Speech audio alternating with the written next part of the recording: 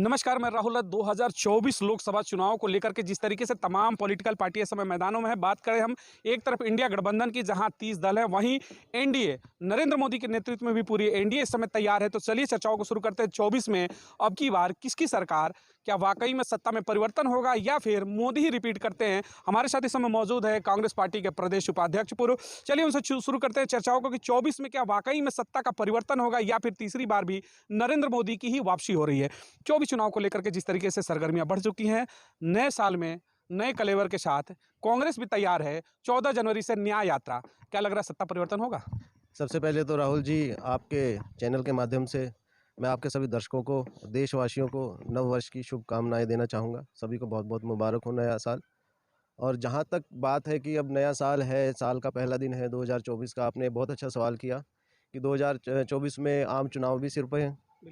और 14 जनवरी से राहुल गांधी जी के नेतृत्व में जो हमारी भारत न्याय यात्रा भी शुरू होने वाली है। और आपने पूछा कि क्या इस बार 2024 में सत्ता परिवर्तन होगा, तो आज मैं आपके चैनल के माध्यम से ये बड़ा आश्वस्त होकर कहना चाहूँगा कि आप भी नोट कर लीजिएगा, 1 जनवरी है 2024। इस बार जैसे समीकरण बन रहे हैं और इंडिया गठबंधन भी मजबूती से जिस तरह से आगे बढ़ रहा है, 2024 में निश्चित रूप से सत्ता परिवर्तन होगा और भारत की जनता, भारतीय जनता पार्टी को सत्ता से बाहर का रास्ता जरूर दिखाई थोड़ा देगा। सा इंटरप्ट करना चाहूंगा। आपने कहा भारतीय जनता पार्टी को देश की जनता कहीं ना कहीं बेदखल करेगी। सवाल ये उठता है कि हालिया हम बात करते हैं, आज 1 जनवरी नए साल के कलेवर की हम बात करते हैं, पुराने सालों का थोड़ा सा दंश झेलते हैं। 2023 अभी हालिया परिणाम है 5 राज्यों के, जिसमें 3 में सुपड़ा साफ हो गया, जिसमें कांग्रेस की सत्ता भी थी, जिसमें आपके राजस्थान की हो या फिर छत्तीसगढ़ की बुरी हार हुई। तो फिर आखिर क्या लग रहा है कि जो गठबंधन है वाकई में मोदी को बेदखल करने के लिए बेहतर है? बहुत अच्छा सवाल आपने किया राहुल जी। आपने बोला कि 3 राज्यों में, 5 राज्यों में अभी हाल ही में चुनाव हुए, जिसमें कि 3 राज्यों में आपने बोला कि कांग्रेस को हार का सामना करना पड़ा। देखिए, भारत एक लोकतांत्रिक देश है, हार जीत इसमें चलती रहती है, राजनीति में कभी सत्ता में कभी विपक्ष में, ये एक अलग बात है। दूसरी बात, राहुल गांधी जी कभी भी उनके मन में सत्ता का लालच नहीं रहा, चाहे वो श्रीमती सोनिया गांधी हो। अगर उनको सत्ता का लालच होता तो राहुल जी 2004 में वो प्रधानमंत्री तभी बन जाते। वो ऐसे शख्सियत हमारे जो सरदार मनमोहन सिंह जी, जो कि वर्ल्ड के बेस्ट इकोनॉमिस्ट थे, उस समय उन्होंने इस देश को आर्थिक संकट से उभारने के लिए उनको प्रधानमंत्री बनाया। अगर मन में कोई पद की कोई लालसा होती तो श्रीमती सोनिया गांधी तो उस समय ही बन जाती। अब आइए दूसरी बात पे, राहुल गांधी जी के नेतृत्व में अभी आपने जो सवाल किया कि 3 राज्यों में जो कांग्रेस को हार का सामना करना पड़ा, मैं थोड़ा सा आपको दुरुस्त करना चाहूँगा। शायद आपको भी पता होगा कि इन जो 5 राज्यों में अभी हाल में चुनाव हुए विधानसभा के, इसमें अकेली हमारी कांग्रेस को 4 करोड़ 92 लाख वोट मिले हैं, 4 करोड़ 92 लाख। और दूसरी तरफ भारतीय जनता पार्टी को 80 लाख, 12 लाख वोट 5 राज्यों में कांग्रेस को ज़्यादा मिले। इसका देखिए आप, साफ साफ क्या मतलब निकलता है। मतलब मीडिया की तरफ से मैं बता दूं कि आंकड़ों में हम खेलेंगे या फिर सीटों पर भी बात करेंगे? मैं सीटों पे ही आऊँगा। सबसे पहले देखिए क्या है कि हम जो भारतवासी हैं बड़े भावुक होते हैं, ठीक है, भावनात्मक रूप से जुड़े रहते हैं जहाँ भी जुड़ते हैं, चाहे वो राजनीतिक बात हो, धार्मिक हो, कोई भी मुद्दा हो। मैंने जो ये 12 लाख, 4 करोड़ 92 लाख और 4 करोड़ 80 लाख का आंकड़ा इसलिए आपको बताया कि कांग्रेस का मकसद कभी भी सत्ता हासिल करना नहीं है। हमारे जो माननीय राहुल गांधी जी हैं, वो आज भी भारत के लोगों के दिलों में बसते हैं और आगे और भी ज़्यादा दिलों में घर करते जा रहे हैं। ये जो 4 करोड़ 92 लाख वोट आए हैं, वोट नहीं मैं मानता, मैं मानता हूँ कि 4 करोड़ 92 लाख लोगों के दिल में हमारे माननीय श्री राहुल गांधी जी ने जगह बना ली। 4 करोड़ 92 लाख का बार बार आंकड़ा पेश कर रहे हैं। उन आंकड़ों से आप ये कहना चाहते हैं कि कहीं ना कहीं तो जो 2024 का लोकसभा चुनाव है, दस्तक है कि पब्लिक भी कहीं ना कहीं फिर फेवर में आ रही है कांग्रेस के फिर से अच्छे दिन आने वाले हैं? देखिए, निश्चित तौर से कांग्रेस के और हमारे इंडिया गठबंधन के अच्छे दिन की बात मैं नहीं कहूँगा, अच्छे दिन भारत की जनता के आने वाले हैं, क्योंकि सत्ता परिवर्तन होगा। और जिस तरह से मैंने आपको बताया कि 4 करोड़ 92 लाख तो अकेली कांग्रेस को वोट मिले हैं, और अब तो इंडिया गठबंधन मजबूती से आगे बढ़ रहा है। अगर इंडिया गठबंधन इसी तरह से मजबूती से आगे बढ़ेगा और जो जैसे कि सीट शेयरिंग का फार्मूला अभी चल रहा है और सीट शेयरिंग बड़े अच्छे तरीके से हमारे जो जितने भी सीनियर लीडर हैं वो इस पे काम भी कर रहे हैं। जितने भी हमारे घटक दल हैं इंडिया अलायंस के, वो सभी उन सभी राजनीतिक पार्टियों के जो भी सीनियर लीडर हैं बड़े अच्छे तरीके से इस पे काम कर रहे हैं और मुझे उम्मीद है कि सीट शेयरिंग फार्मूला बड़े अच्छे ढंग से ये काम करेगा। अरे बड़े अच्छे ढंग से सीट शेयरिंग का फॉर्मूला होगा।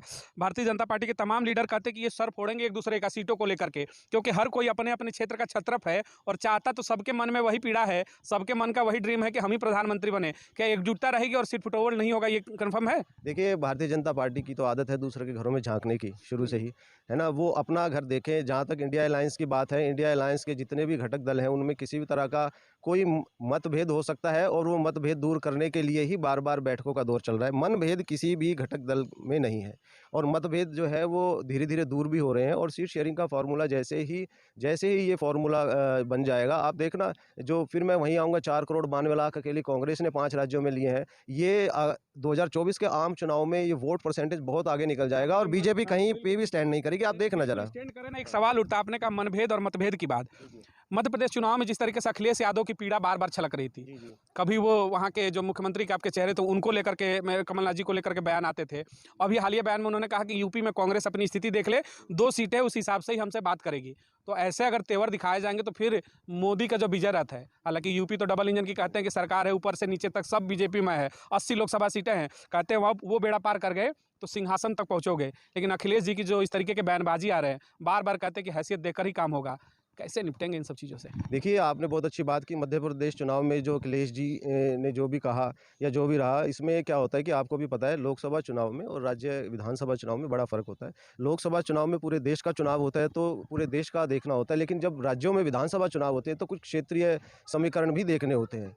तो उन सब के मद्देनज़र वो सब हुआ और मान लीजिए अगर कोई गलती, ऑल इज़ वेल, अगर कोई गलती हुई है तो उसका सुधार होगा और उसी पे काम चल रहा है। अभी जो गठबंधन, इंडिया गठबंधन, ऑल इज वेल। या ऑल इज़ डेफिनेटली वेल, सब ठीक है। और छोटा सा सवाल, आपने कहा ऑल इज वेल, अभी हालिया में यहाँ पर बंगाल के मुख्यमंत्री ममता दीदी ने दौरा किया दिल्ली का। वर्तमान वाले दिल्ली के मुखिया भी थे केजरीवाल, आते एक नया सुगुफा छोड़ करके चले गए कि भाई अगर प्रधानमंत्री बनाना है तो खड़गे जी को घोषित करिए। अभी तो प्रधानमंत्री के चेहरे पर चर्चा ही नहीं शुरू हुई, लेकिन एक नया सुगुफा छोड़ दिया, तो फिर कैसे कहेंगे कि ऑल इज वेल? देखिए, आपने बहुत ही अच्छा और आज के परिप्रेक्ष्य में बहुत ही सटीक सवाल किया है राहुल जी। मैं थोड़ा-सा, ये मेरा अपना पर्सनल भी विचारधारा है, विचार जो मैं रखने जा रहा हूँ, और आपने बहुत अच्छा सवाल किया है। देखिए, मैं ओबीसी समाज से आता हूँ, ठीक है? और मेरे अपने व्यक्तिगत विचार है कि 2004 से 2014 10 साल जो हमारे यूपीए सरकार में कांग्रेस, हमारी भारतीय राष्ट्रीय कांग्रेस ने सरदार मनमोहन सिंह जी को प्रधानमंत्री बनाया। देश की बागडोर उनके हाथ में सौंपी और वो सरदार हैं और असरदार भी रहे। पूरी दुनिया में उनका लोहा उन्होंने अपना मनवाया। जब दुनिया आर्थिक संकट के दौर से गुजर रही थी, तो पूरी दुनिया को पता है, देश को पता है कैसे उन्होंने उदारीकरण किया, कई चीज़ों में कितने फाइनेंशियल रिफॉर्म्स किए। अब आ जाते हैं दूसरी बात पर। 10 साल हमारे सरदार जी हैं, उनको राज्य करने का मौका मिला। उसके बाद 2014 से माननीय हमारे प्रधानमंत्री श्री नरेंद्र मोदी जी हैं, वो देश के बागडोर उनके हाथ में है। वो ओबीसी समाज से आते हैं, ठीक है? मैं भी ओबीसी समाज से आता हूँ। लेकिन क्या है कि वही बात आ गई कि हमारे देश में जातीय समीकरणों का कहीं न कहीं ज़रूर महत्व रहा है। देखिए, सरदार समुदाय के व्यक्ति को देश की बागडोर सँभालने का मौका मिला और उन्होंने बड़े योग्यतापूर्वक दिखाया भी, हाँ भी ठीक है, कितना उन्होंने अच्छे से देश को चलाया। उसके बाद हमारे ओबीसी समाज से हमारे माननीय प्रधानमंत्री श्री नरेंद्र मोदी जी भी देश को चला रहे हैं। देखिए, गलती, अच्छे काम जब आदमी कोई करता है, गलतियाँ भी होती हैं उसमें, ऐसा नहीं है कि कोई गलती किसी काम में नहीं होती। लेकिन मेरी अपनी व्यक्तिगत राय है कि अभी आपने जो सवाल किया उसी परिप्रेक्ष्य में मैंने सब बात बोली है कि ममता जी जब आई तो उन्होंने माननीय खड़गे जी का नाम प्रपोज़ किया और हमारे दिल्ली के मुख्यमंत्री श्री अरविंद केजरीवाल जी ने भी समर्थन किया। मेरा भी ये मानना है कि जब हमारे जो सरदार जी हैं, जो सरदार समुदाय से आते हैं, सरदार मनमोहन सिंह जी को भी मौका मिला। उसके बाद हमारे ओबीसी समाज से हमारे प्रधानमंत्री श्री नरेंद्र मोदी जी को भी मौका मिला। तो हमारे देखो, दलित समाज जो हमारा, जो बाबा साहब अम्बेडकर जी हुए हैं, उन्होंने संविधान दिया भारत का, और दलित समाज को से भी किसी व्यक्ति को मौका मिलना चाहिए दोबारा अपनी योग्यता साबित करने के लिए। चाहते हैं कि दलित समाज से कोई प्रधानमंत्री बने? जी, मेरी दिली इच्छा है कि देखिए प्रधानमंत्री किसी भी पार्टी से बने, मैं ये नहीं कहता, मैं एक बड़ा न्यूट्रल हो दलित चेहरा होना चाहिए। मैं न्यूट्रल होके बात कर रहा हूँ कि चाहे वो भारतीय जनता पार्टी से बने, चाहे वो कांग्रेस से बने या किसी भी अन्य दल से बने, लेकिन अब की बार दलित भाई को मौका मिलना चाहिए। शायद यही सोचकर ममता जी ने और हमारे मैं इसमें मुख्यमंत्री थोड़ा-सा करेक्शन करना चाहूँ, इन्होंने कहा कि शायद यही विचारधारा जो मैं कहूँगा ये विचारधारा सर्वश्रेष्ठ विचारधारा होगी वर्तमान की राजनीति को लेकर के कि देश में ओबीसी समाज से बने, ब्राह्मण समाज से बने और जिस तरीक़ा से कि मतलब से एससी की कम्युनिटी से भी आकर बने। लेकिन वाक़ई में 75 वर्ष की देश की आज़ादी के बाद एक बड़ा तबका कहते हैं 85% की हुकूमत, अब मौका आ गया है कि दलित समाज से भी कोई चेहरा बने। वो बीजेपी बनाए, कांग्रेस बनाए, नथिंग मैटर, लेकिन बीजेपी और कांग्रेस दोनों में से ही कोई ऐसा चेहरा आना चाहिए दलित समाज का जो देश की बागडोर को संभाले। लेकिन सवाल देखिए उठता है कि आपने कहा कि ममता दीदी के विचार अच्छे होंगे, बेशक विचार हो सकते हैं, मैं उस पर सवाल नहीं उठा रहा हूँ, लेकिन एक क्वेश्चन उठता है सबसे बड़ा, इतनी ही अगर दलित हितैषी हैं तो यहाँ आकर के सुबूखा छोड़ने से बढ़िया है कि बंगाल में ब्राह्मण चेहरा आप हटा के किसी दलित को बना दे। अरविंद केजरीवाल जी जिस दलित चेहरे की बात कर रहे हैं तो खुद मुख्यमंत्री का पद छोड़कर किसी दलित को मुख्यमंत्री बना दे। यहाँ तक कि दलित समाज के एक मंत्री को यहाँ पद से बर्खास्त कर दिया गया क्योंकि उसने अपने चंद विचार रख दिए थे। तो ये लोग दलित समाज के लिए बात कर रहे हैं या फिर इनको कहीं ना कहीं इंडिया गठबंधन को डैमेज करना है, कंट्रोलिंग पावर तो कहीं ना कहीं और चल रहा है। ऐसे सवाल क्यों, जब कहा गया है कि चुनाव जीतने के बाद फैसला होगा तो पहले सुगुफा क्यों ये लोग छोड़ रहे हैं? नहीं, नहीं देखिए, बात क्योंकि आम चुनाव की है, जहाँ तक राज्यों की आपने बोला कि ममता जी क्यों नहीं वहाँ पे दलित को बना देती या यहाँ पे आम आदमी पार्टी क्यों नहीं दलित को चेहरा बना देती मुख्यमंत्री। देखिए, जब राज्य में जब चुनाव का जब समय आएगा उस समय उस विषय में बात की जाएगी। फिलहाल जैसे आम चुनाव की बात है, आम चुनाव में पूरे देश का एक प्रतिनिधित्व होता है और वो देश का जब एक प्रतिनिधित्व कोई व्यक्ति करता है वो अंतर्राष्ट्रीय स्तर पर जो है वो भी प्रतिनिधित्व होता है। तो ये आम चुनाव और विधानसभा के जो राज्य के जो चुनाव होते हैं उनको जोड़ के ना देखा जाए। यहाँ जो बात है मेरी वो देश को लेके है। भी देश का जो प्रतिनिधित्व एक वो दलित समाज का पहले सरदार कम्युनिटी से किया, फिर ओबीसी कम्युनिटी से हुआ, अब दलित भाई को मौका मिले और दलित भी हमारे जो भाई हैं वो योग्य हैं क्योंकि बाबा साहब अम्बेडकर हैं, उन्होंने साबित सभी के अंदर है समानता, सबको अधिकार मिला है, सब शिक्षित है, मौका सबको मिले। एक सवाल, ईवीएम बड़ा दंश है, बार बार जैसे 3 राज्य मैंने कहा कि आप हारे तो ईवीएम पर सवाल उठा, दलित समाज से बहन मायावती ने उस पर सवाल उठाए। तो ईवीएम क्या वाकई में लग रहा है कि 24 का चुनाव जो है अगर ईवीएम से होता है तो कांग्रेस जीत पाएगी या फिर बैलेट ही सहारा बचा है? देखिए ईवीएम, जहाँ तक ईवीएम का सवाल है तो जितने भी राजनीतिक दल हैं ऑपोजिशन के वो उनको सभी को ऐतराज़ है। यहाँ तक कि जनता के मन में भी अब सवाल उठने लगे हैं। देखिए ईवीएम का आविष्कार किसने किया? जापान। और सबसे पहले बैन किसने किया? जापान। जब जिसने उस ईवीएम का सवाल तो ये भी कि लाया कौन देश में? नहीं, नहीं, वो आपकी बात ठीक है। बात ये नहीं है कि लाया कौन। मैं दोबारा अपनी बात दोहराता हूँ कि ईवीएम का आविष्कार जापान ने किया जो कि टेक्नोलॉजी में आज भी वर्ल्ड में नंबर 1 है। और बंद किसने किया और ये कह के किया कि EVM can be hacked very easily, ये बोल के ईवीएम को हैक किया जा सकता है, उन्होंने उसको बंद कर दिया। उनको पता था भी अगर मान लीजिए कोई एक चीज़ कोई बनाता है और वो उसमें कोई गलती रह जाती है या उससे नुकसान, उसे वापस उन्होंने ले लिया। जापान ने कितना अच्छा उदाहरण पेश किया ना। तो हिंदुस्तान में ऐसा क्यों नहीं होता? हमारे देश में लेके आए ईवीएम, ठीक है, जब सब विरोध कर रहे हैं तो वापस ले लो, उसमें क्या दिक्कत है? समर्थक है ईवीएम के, मैं बताना चाहूंगा जो भारतीय जनता पार्टी को या फिर किसी भी दल के जो समर्थक है वो ये कह रहे हैं कि जब आप बैलेट से कराओगे तो काउंटिंग में महीनों का टाइम जाता है। तमाम ऐसे मतलब बेवजह का ये ऐसे उदाहरण दिए जा रहे हैं कि टाइम का सेविंग हो रहा है, तमाम ऐसी सेविंग हो रही है, इसलिए ईवीएम जरूरी है। और जो विपक्ष जब हारता है तभी ईवीएम कहता है, जीतता है तो ईवीएम का सवाल नहीं उठाता। उन्होंने उदाहरण दे दिया कि हिमाचल जीते तो चुप रहे, साउथ की तमाम सीटों को जीता चुप रहे। तो क्या वाकई में क्या जब हारेंगे तभी ईवीएम पर सवाल हो गया, वाकई में ईवीएम बैन होना चाहिए? नहीं, नहीं, देखिए आपने बहुत अच्छी बात की कि जिन राज्यों में जीते हैं वहाँ पे ईवीएम पर सवाल नहीं उठते और जिन पे हारते हैं वहाँ पे ईवीएम हैक होने का सवाल आ जाता है। ठीक है, देखिए ऐसा भी हो सकता है कि जिन राज्यों में चुनाव जीते हैं मार्जिन इतना ज़्यादा हो कि ईवीएम को मैनिपुलेट ना किया जा सके। ये भी हो सकता है कि जिन राज्यों में कांग्रेस ने या इंडिया गठबंधन ने जहाँ पर भी चुनाव जीते हैं जो मार्जिन है वो कहीं ज़्यादा होता है ना, वो मार्जिन कम रह गया जीत का, ऐसा भी हो सकता था। तो आप दोनों तरफ से देखिए जब आधा पानी होता है गिलास में, किसी को भरा हुआ दिखता है, कोई कहता है आधा इसमें आधा गिलास पानी है, कोई कहता है आधा खाली है। ठीक है, मैं दोबारा कहता हूँ कि जिन राज्यों में कांग्रेस जीती है हो सकता है वो जीत का मार्जिन और ज़्यादा हो सकता था। मार्जिन ज़्यादा था इसलिए नहीं कर पाए। एक और सवाल आपसे लेना चाहूँगा, 24 चुनाव में कहीं में ईवीएम से ही चुनाव होता है तो फिर ये आधा गिलास पानी वाला फॉर्मूला चलेगा, विदाई अपनी मानते हैं या फिर लग रहा है कि ईवीएम बेहतर करेगा और वापसी होगी इंडिया गठबंधन की? देखिए अभी ईवीएम को लेके हमारे इंडिया गठबंधन के ही एक पार्टी के नेता ने अभी बयान दिया है कि इसको बैलेट पेपर से चुनाव करवाने के लिए एक व्यापक आंदोलन होना चाहिए देश में और ईवीएम से चुनाव नहीं होना चाहिए। तो मैं भी यही मानता हूँ कि ईवीएम से ना चुनाव हो तो ज़्यादा बेहतर है। जहाँ तक आपने सवाल किया कि इससे इसको काउंट करने में बड़ा टाइम लग जाएगा, ऐसा नहीं है। पहले भी बैलेट पेपर से चुनाव होते आए हैं और पहले भी काउंटिंग होती थी, ऐसा कुछ नहीं है। ये सिर्फ एक्सक्यूज़ है, बहानेबाजी है। जब पूरा विपक्ष इकट्ठा है और वो कह रहे हैं अभी आप बैलेट पेपर से चुनाव कराओ तो क्यों ना करवा लेते। उसमें देखो दूध का दूध और पानी का पानी। इससे एक और फ़ायदा होगा कि अगर बैलेट पेपर से चुनाव कराने के बाद भी बाद भी कुछ ऐसी निराशाजनक चीज़ सामने आती है तो हमेशा के लिए वो उस चीज़ पे भी सवालिया निशान जो भी चलिए, बनते मिनट पे सवाल ही निशान। अब थोड़ा रैपिड खेलते हैं आपके साथ। एक सवाल और, जिस तरीके से बार-बार देश के अंदर चर्चा होती है और राहुल गांधी खुले मंचों से भी कहते हैं और लोकसभा के अंदर भी इन मुद्दों को उठाया कि देश में जातिगत जनगणना, क्या वाकई में अब स्थिति है कि देश के अंदर जातिगत जनगणना होनी चाहिए? बिहार वो पहला मतलब स्टेट बना जिसने डिस्क्लोज किया जातिगत जनगणना को, तो देश में भी जरूरी है या फिर चुनावी वादे हैं? नहीं, नहीं ज़रूरी है। देखिए, हमारा देश का इतिहास उठा के देख लीजिए आप 100 साल, 200 साल, 500 साल। हमारे देश में जातीय हिस्सेदारी, जातिगत हिस्सेदारी का बड़ा महत्व रहा है और मैं मेरा भी मानना है कि देखिए जिसकी जितनी हिस्सेदारी, उसकी उतनी भागीदारी, हुँ। है ना? अगर मान लीजिए अगर किसी का जैसे ओबीसी समाज है, हुँ। उसका 55% 55 से 60% के करीब हिस्सेदारी है हमारे समाज में, तो उनकी भागीदारी सरकार में और जो सरकार के जितने भी और उपक्रम हैं या सर्विसेज़ में होनी चाहिए उनकी आपने कहा भागीदारी। जिसकी जितनी हिस्सेदारी उसकी उतनी भागीदारी। अगर ये फॉर्मूले पर हम चलते जो अम्बेडकर ने भी दिया था, तो फिर तो राहुल गांधी जीवन में कभी प्रधानमंत्री नहीं बन पाएंगे, क्योंकि हिस्सेदारी वो दत्तात्रेय ब्राह्मण हो जाते हैं। फिर तो दलित समाज से फिर तो खड़गे जी का नाम बेहतर हो जाएगा। राहुल गांधी जी ने कभी भी नहीं कहा कि मैं प्रधानमंत्री बनूंगा। आप कोई भी एक स्टेटमेंट दिखा दीजिए जहां पे उन्होंने इच्छा जाहिर की हो कि मैं देश का प्रधानमंत्री बनूं या उन्होंने कहा हो नहीं। कांग्रेस समर्थक तो चाहते, देखिए नेता नहीं कहता है, कांग्रेस समर्थकों की दिल की इच्छा है कि भाई राहुल गांधी के नेतृत्व में देश आगे बढ़े, कभी उनको मौका मिले। तो अगर हिस्सेदारी की बात करेंगे तो अपने ही मतलब जो जातिगत जनगणना में खुद फंस जाएंगे राहुल गांधी। देखिए, समर्थक तो क्या होता है कि जोश में मान लीजिए जो भी समर्थक है वो जोश में चाहेंगे कि उनका नेता प्रधानमंत्री बने या जो भी वो बनाना चाहते हैं वो बने, ये उनकी अपनी व्यक्तिगत इच्छा है समर्थकों की। लेकिन देखना ये है कि नेता का नज़रिया, उनकी विचारधारा क्या है। हमारे जो नेता हैं माननीय श्री राहुल गांधी जी, उनको सत्ता का जरा सा भी लोभ नहीं है। कहीं भी उन्होंने नहीं कहा कि मुझे प्रधानमंत्री बनना है। उन्हें बनना होता, मैं फिर दोबारा आ रहा हूँ इस बात को, 2004 में श्रीमती सोनिया गांधी प्रधानमंत्री होते।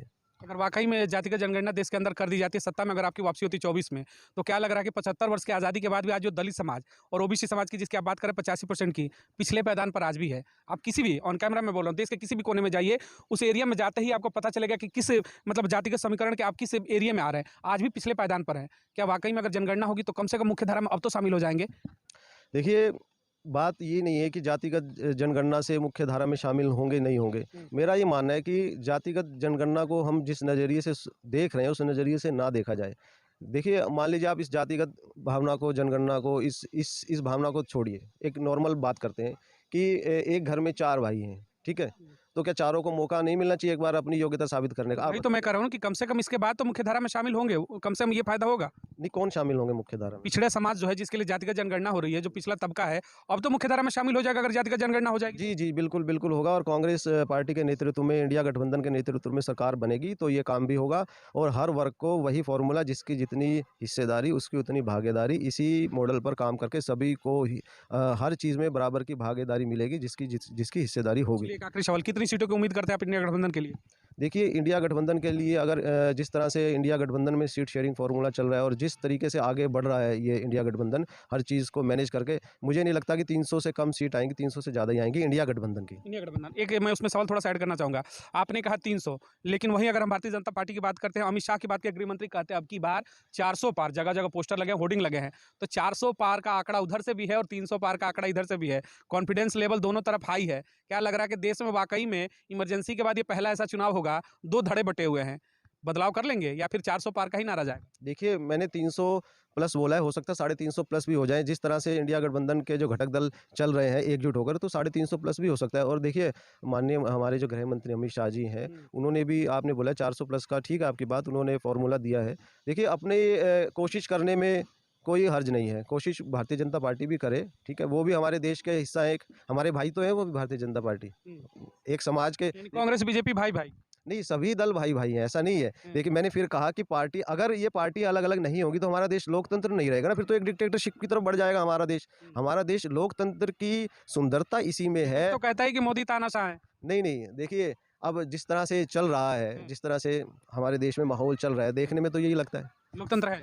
नहीं, नहीं, नहीं, भई देखने में ही लगता है कि लोकतंत्र खतरे में है, खतरे में। खतरे में। चलिए, ये हमारे साथ है दिल्ली के पूर्व प्रदेश उपाध्यक्ष थे कांग्रेस पार्टी के। 2024 चुनाव को लेकर के इनसे चर्चाएं हुई। नया साल है 2024 है, नए कलेवर के साथ तमाम पॉलिटिकल पार्टी इस समय मैदान में उतरने वाली है। राहुल गांधी भी अपनी यात्रा को लेकर के फिर से मैदान में आने वाले हैं। भारत जोड़ो यात्रा को जिस तरीके से सफलता मिली, कई राज्य के चुनाव उन्होंने जीते, अब भारत न्याय यात्रा के नाम से 14 जनवरी से उनकी यात्रा, लगभग 62 किलोमीटर की लंबी पद यात्रा वो शुरू करने वाले। क्या वाकई में एक बार 3700 किलोमीटर की यात्रा, फिर 6200 किलोमीटर की लंबी यात्रा यात्रा, सत्ता परिवर्तन कर पाएंगे क्या? नरेंद्र मोदी का जो विजय रथ है, मोदी कहते हैं 3 राज्यों के चुनाव जीतने के पास मध्य प्रदेश, छत्तीसगढ़, राजस्थान, कि मोदी की गारंटी है। मोदी जहां खड़ा होता है चुनाव जीतने की गारंटी होती है। मोदी की गारंटी डेवलपमेंट की गारंटी होती है। तो क्या उस डेवलपमेंट की जो मोदी की गारंटी है उसको फेल करके राहुल गांधी सत्ता में वापसी कराएंगे इंडिया गठबंधन को? बड़ा दिलचस्प होगा 2024 का मुकाबला। अभी तमाम खबरों पर अपनी प्रतिक्रिया करिएगा, चैनल को अधिक से अधिक लोगों तक पहुंचाए, सब्सक्राइब करें और तमाम मुद्दों पर अपनी बातों को जरूर रखें। मिलेंगे अगली खबरों में 2024 लोकसभा चुनाव। बहुत बहुत धन्यवाद। जय हिंद।